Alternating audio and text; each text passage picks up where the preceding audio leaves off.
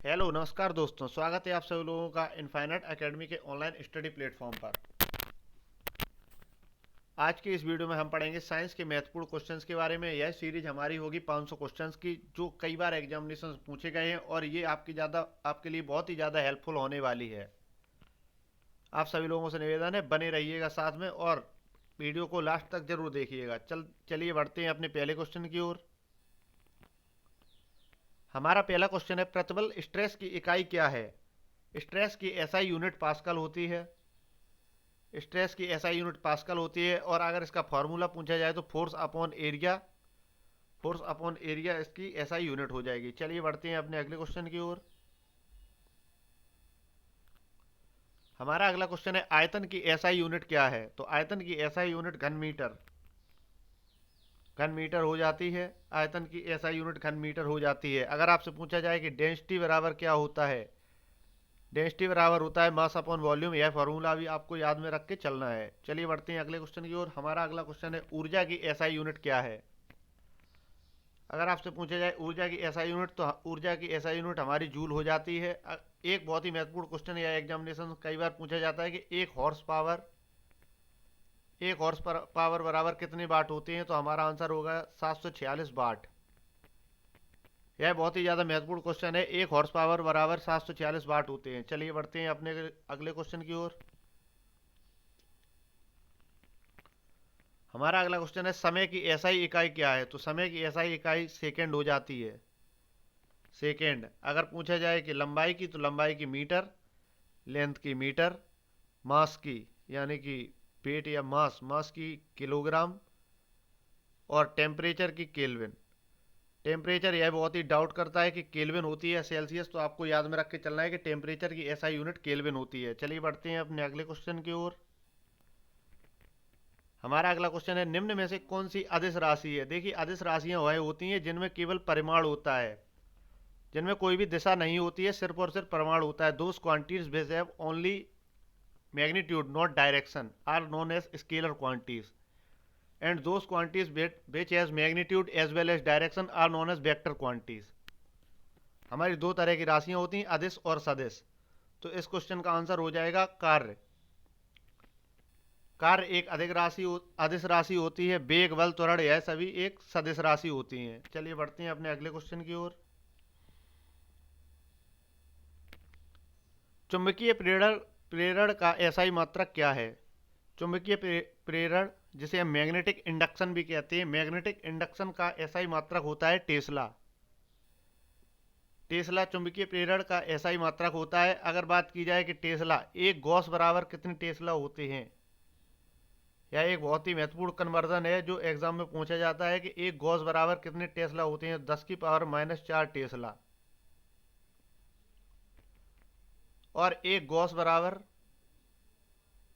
कितने वेबर होते हैं? तो एक गॉस बराबर एक वेबर पर मीटर स्क्वायर होते हैं। यह कन्वर्जन कई बार एग्जामिनेशन में पूछे जाते हैं, आपको याद रख के चलना है। चलिए बढ़ते हैं अगले क्वेश्चन की ओर। हमारा अगला क्वेश्चन है, किसी संगीत यंत्र की ध्वनि तीव्रता मापी जाती है? संगीत यंत्र की ध्वनि तीव्रता को हम डेसिबल में नापते हैं। अगर आप इस क्वेश्चन को सीधे रूप से देखें तो ध्वनि की तीव्रता, साउंड की इंटेंसिटी को हम डेसिबल के रूप में नापते हैं। चलिए बढ़ते हैं अपने अगले क्वेश्चन की ओर।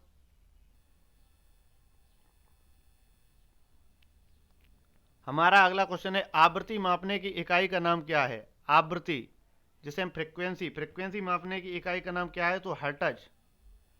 हर्ट्ज में हम फ्रिक्वेंसी को नापते हैं।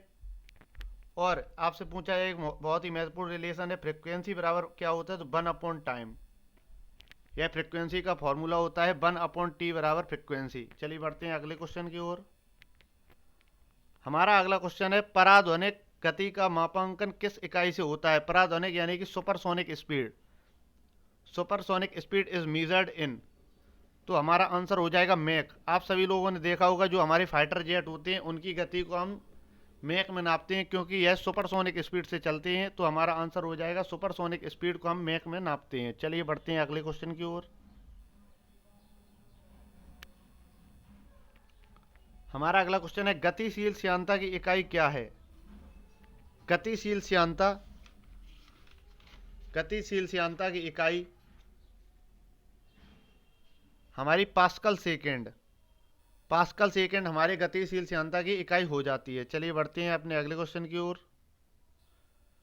हमारा अगला क्वेश्चन है बिजली के करंट का एसआई यूनिट क्या होता है। बिजली के करंट का एसआई यूनिट, तो हमारे बिजली के करंट का एसआई यूनिट एम्पियर में हो जाएगा। आप सभी लोग कभी छूकर चेक मत करिएगा कि क्या होता है। बिजली के करंट का एसआई यूनिट एम्पियर होता है, या पढ़ने में ही अच्छा लगता है। अगर बात की जाए वाट, तो वाट हमारी पावर की होती है, पावर शक्ति, पावर। वोल्ट, वोल्ट हमारी विद्युत विभव यानी कि potential difference, electric potential difference का हो जाएगा, पोटेंशियल डिफरेंस जिसे हम पीडी भी कह देते हैं। और केंडला, केंडला हमारा दीप्त, दीप्त तीव्रता, ल्यूमिनस इंटेंसिटी का हो जाएगा हमारा केंडला।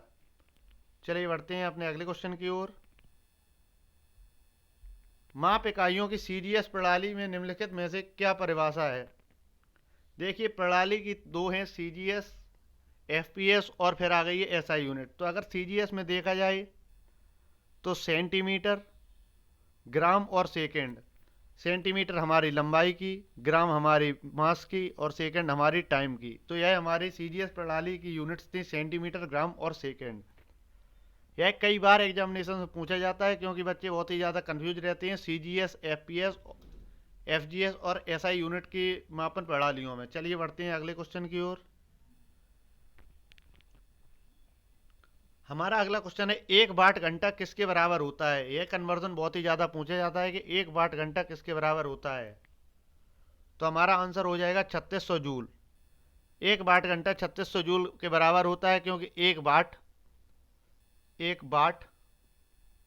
और एक घंटे में 60 मिनट और 60 सेकेंड, तो 60 और 60 3600 जूल हो जाता है। 3600 जूल एक वाट घंटा में हो जाते हैं। चलिए बढ़ते हैं अगले क्वेश्चन की ओर। एक वोल्ट कितने के बराबर होता है। एक वोल्ट हमारा एक जूल प्रति कूलम के बराबर होता है। यह विद्युत विभव का मात्रक है। वोल्ट हमारे पोटेंशियल डिफरेंस विद्युत विभव, पोटेंशियल डिफरेंस का मात्रक होता है वोल्ट, जो कि एक जूल प्रति कूलम के बराबर होता है। चलिए बढ़ते हैं अगले क्वेश्चन की ओर। दूध की घनता मापने के लिए कौन सा उपकरण प्रयुक्त किया जाता है। दूध की घनता को हम लैक्टोमीटर से नापते हैं। अगर बात की जाए हाइड्रोमीटर से हम द्रवों में आपेक्षित घनत्व को मापते हैं। आपेक्षित घनत्व, द्रवों की अपेक्षित घनत्व मापने वाले यंत्र को हाइड्रोमीटर। बैरोमीटर हम वायुमंडलीय दाब, एटमॉस्फेरिक प्रेशर, वायुमंडलीय दाब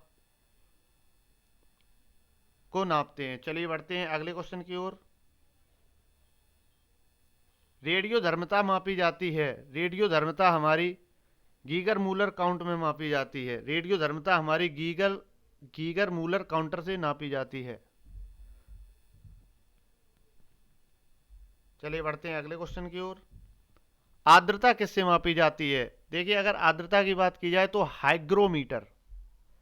हाइग्रोमीटर, आपको बिल्कुल भी कंफ्यूज नहीं होना है। अगर बात की जाए हाइड्रोमीटर, तो यह द्रवों की आपेक्षिक घनत्व,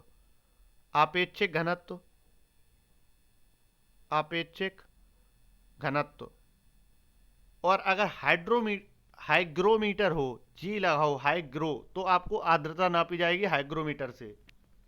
थर्मामीटर से हम तापमान नापते हैं डिग्री सेल्सियस में नापा जाता है थर्मामीटर में। आप लोगों को यह बहुत ही याद रखना है, क्योंकि ये फंस सकते हैं बच्चे इसमें कि केल्विन में नापा जाता है, किस में नापा जाता है। तो हमारा जवाब होगा वह उपकरण जिससे ताप को डिग्री सेल्सियस में नापा जाता है उसे थर्मामीटर कहते हैं। इस क्वेश्चन का आंसर हो जाएगा आर्द्रता को हाइग्रोमीटर के द्वारा नापा जाता है। चलिए बढ़ते हैं अगले क्वेश्चन की ओर। हमारा अगला क्वेश्चन है टर्मिनल डॉपलर वेदर रडार किस लिए प्रयुक्त किया जाता है। तो आपको देखिए फुल फॉर्म दिया गया है, तो आप बहुत ही आसानी से समझ सकते हैं। टर्मिनल डॉपलर वेदर शब्द का यूज हो रहा है, यानी कि मौसम से संबंधित कोई भी रडार होगा तो उसे TDWR रडार का यूज होगा।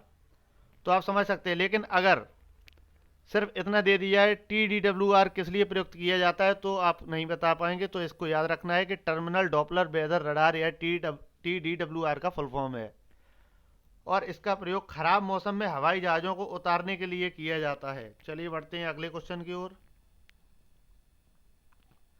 निम्नलिखित में से किस यंत्र का उपयोग अवशोषित या विकसित ऊष्मा को मापने के लिए किया जाता है? देखिए, आपसे एक सिंपल भाषा में पूछा जाए तो ऊष्मा को मापने का प्रयोग कैलोरीमीटर के द्वारा किया जाता है। हीट को मापने का यूज कैलोरीमीटर के द्वारा किया जाता है। यह बहुत ही सिंपल क्वेश्चन हो जाएगा। अगर आप समझेंगे कि हीट यानी कि ऊष्मा को मापना है तो कैलोरीमीटर के द्वारा हो जाएगा। क्वेश्चन कितना भी घुमा के पूछा जाए, आपको यह देखना है कि यदि ऊष्मा को मापना है तो आपका जवाब हो जाएगा कैलोरीमीटर। चलिए बढ़ते हैं अपने अंतिम क्वेश्चन की ओर, और हमारा लास्ट क्वेश्चन है, निम्नलिखित में से कौन सी भौतिक राशि अन्य से भिन्न है?